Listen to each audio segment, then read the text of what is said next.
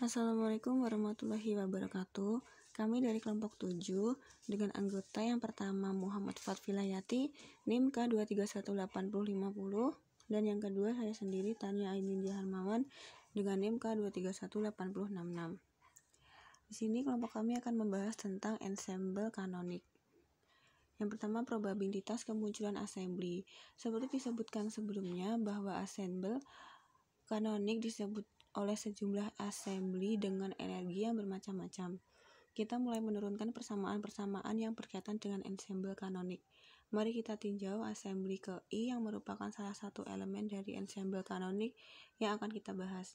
Misalkan energi assembly tersebut adalah EI, probabilitas kemunculan assembly dengan energi EI tersebut dapat ditulis sebagai berikut. Dengan C adalah konstanta normalisasi yang bergantung pada suhu. Selanjutnya, sifat-sifat termodinamika. Setelah kita formulasikan probabilitas kemunculan assembly dalam ensemble kanonik, selanjutnya mari kita bahas besaran-besaran termodinamika dalam konsep ensemble kanonik.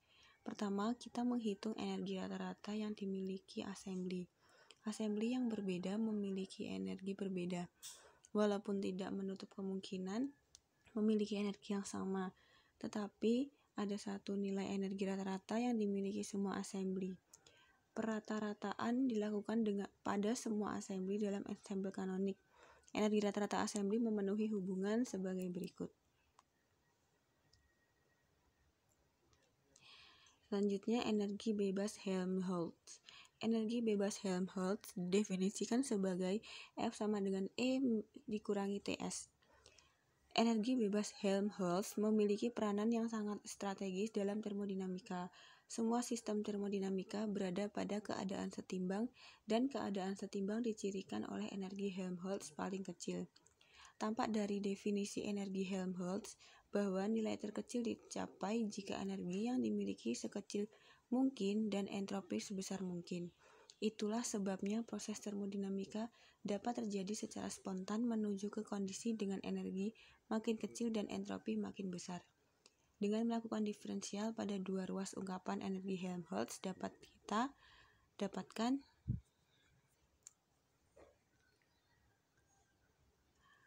fungsi partisi kanonik assembly klasik. Tingkat-tingkat energi tersebut berada dalam rentang dari 0 sampai tak terhingga. Gambar 2.4 adalah ilustrasi tingkat-tingkat energi yang dimiliki assembly. Perbedaan energi yang mendekati 0 memiliki makna bahwa tingkat energi sistem klasik bersifat kontinu. Sifat menempati salah satu dari tingkat energi di atas. Dalam sistem klasik tidak ada batasan jumlah sistem yang dapat menempati suhu keadaan energi. Satu keadaan energi dapat saja kosong atau ditempati oleh satu sistem, oleh dua sistem, dan seterusnya. Bahkan semua sistem berada pada satu keadaan energi pun tidak dilarang. Nah, untuk penjelasan gambarnya, tingkat-tingkat energi yang dimiliki assembly. Sistem-sistem dalam assembly dapat memiliki energi dalam rentang dari 0 hingga tak berhingga. Untuk memudahkan pembahasan, rentang energi tersebut dibagi atas tingkat-tingkat energi diskrit dengan jarak yang sangat kecil mendekati 0. Satu nilai energi boleh dimiliki oleh sejumlah sistem. Ini berarti satu pun tingkat energi atau satu keadaan dapat ditempati oleh beberapa sistem pun. Selanjutnya akan disampaikan oleh teman saya. Ya, selanjutnya, agar sifat fisik dari assembly dapat ditentukan, maka kita harus mengetahui bagaimana penyusunan sistem pada tingkat-tingkat energi yang ada serta probabilitas kemunculan masing-masing cara penyusunan tersebut. Pemahaman ini sangat diperlukan karena nilai terukur dari besaran yang dimiliki assembly sama dengan perata-rataan besaran tersebut terhadap semua kemungkinan penyusunan sistem pada tingkat-tingkat energi yang ada. Cara menghitung berbagai kemungkinan penyusunan sistem serta probabilitas kemunculannya menjadi mudah bila tingkat-tingkat energi yang dimiliki assembly dibagi atas beberapa kelompok, seperti diilustrasikan pada gambar di bawah ini.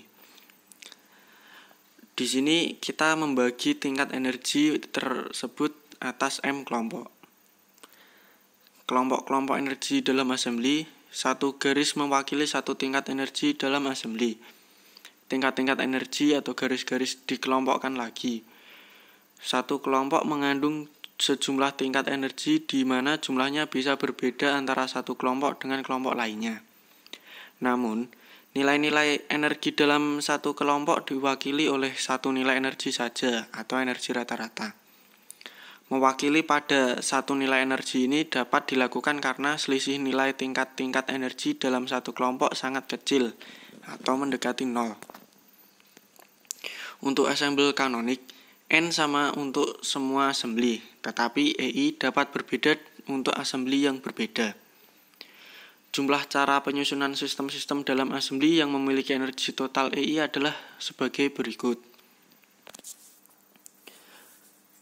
Nah, setelah mengetahui WI dan EI, maka kita mendapatkan ungkapan untuk fungsi partisi kanonik sebagai berikut seperti yang tertera.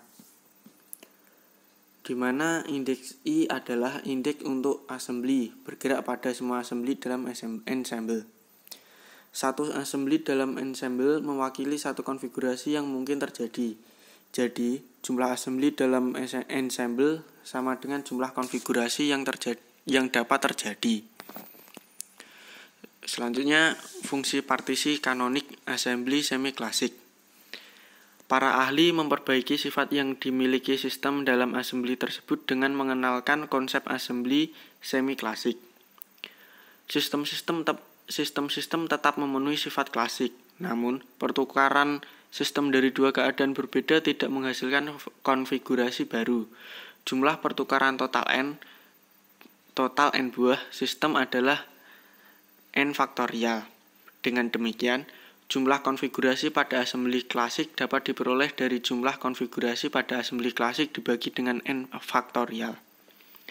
Jadi, untuk assembly semi-klasik, jumlah cara penyusunan sistem-sistem adalah sebagai tertera di bawah itu.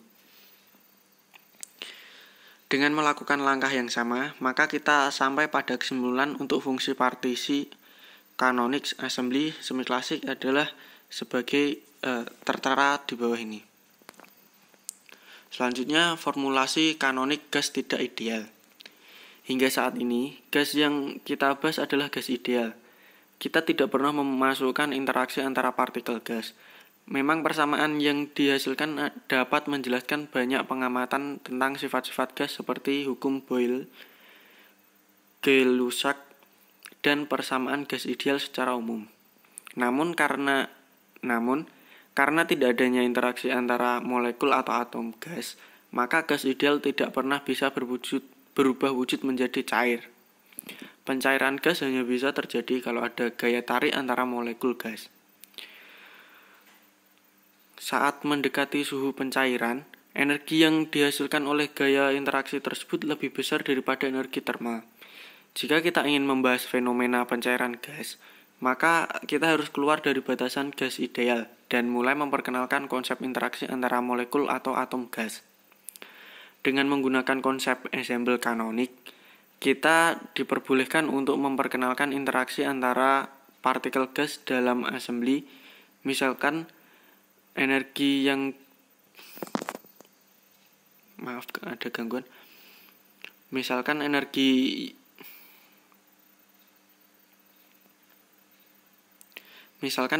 yang dimiliki partikel gas hanya energi kinetik, maka fungsi partisi hanya mengandung energi tersebut. Antara atom atau molekul gas selalu terdapat gaya tarik-menarik meskipun sangat kecil.